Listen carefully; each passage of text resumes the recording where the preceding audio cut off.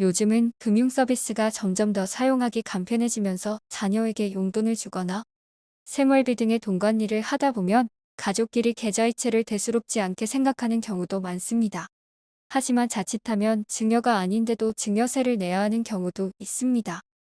예를 들어 아버지가 아들에게 1년간 사용할 생활용품을 구매해 달라면서 생활비를 계좌이체해 줍니다.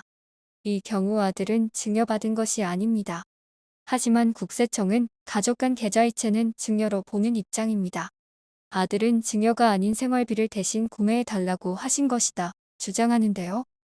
국세청은 부모, 자식 간 계좌이체를 증여로 추정합니다. 증여가 아니라는 증빙을 확실하게 제출하지 않을 시 실제 증여가 아니더라도 증여세를 내게 되니 주의하셔야 합니다. 증여가 아니라는 것을 실제로 증명하는 것은 쉬운 일이 아닙니다. 별일 아니겠지 하고 계좌이체하면 증여가 아니더라도 증여세를 낼 수 있게 되는 것입니다.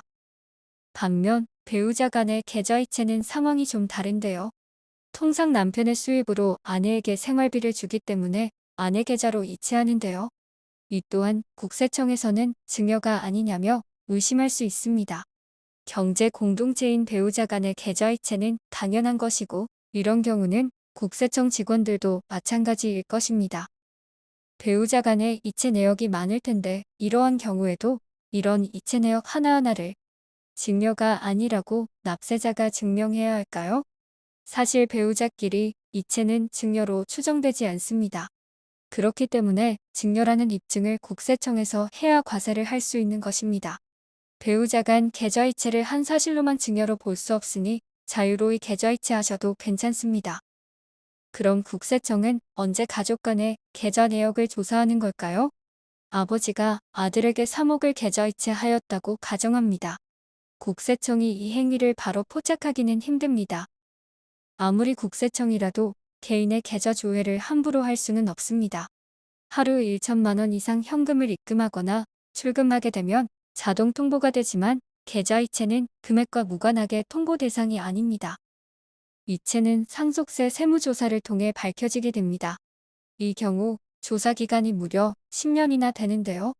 이유는 물려받을 상속 재산이나 과거 10년 동안 가족에게 증여한 재산까지 포함해서 상속세를 산출하기 때문입니다. 상속 재산이 10억 이상이면 세무조사 가능성이 높아진다고 볼 수 있습니다. 몇 년 사이 부동산 가격이 크게 올라 부모님이 집 한 채 정도만 가지고 있으며 나중에 상속세 세무조사를 받을 수도 있습니다. 아버지께서 돌아가셔서 상속세 세무조사를 받게 된다고 가정합니다. 국세청에서 10년간 아버지의 모든 계좌, 이체 내역 제출을 요구하게 됩니다. 아들은 아버지에게 딱히 기억할 만한 증여 기억이 없어 큰 탈은 없겠지 하며 내역을 제출하게 됩니다. 그런데 국세청이 이체 내역을 보니 몇 년 전에 아버지께 몇 천만을 받은 내역을 찾게 됩니다. 국세청은 내역을 보고 증여가 아니냐고 추궁할 수 있습니다. 예전에 아버지 대신 돈을 받고 일 처리해준 적은 있었지만 증여받은 것은 아니었습니다. 이런 경우 국세청은 증여가 아니라는 증거를 제출하지 못하며 사전 증여로 간주하여 상속세까지 추가로 과세할 수 있습니다. 이럴 때를 대비해서 간단하고 좋은 방법이 있습니다. 계좌 이체를 할 때 내 통장 표시와 받는 분 통장 표시에 정확한 금액의 사유를 남기는 것입니다. 가전제품 구매, 생활비, 차량 구입, 리모델링 등 구체적으로 기재하면 왜 아버지께 계좌 이체 받았는지 명확한 증빙이 될 수 있고 증여가 아니라는 증명도 하기 수월할 것입니다. 아버지 대신 생활비용 결제나 각종 제품 구매 등을 대행한 것으로 증명한다면 상속세를 더 내야 하는 일은 예방할 수 있을 것입니다.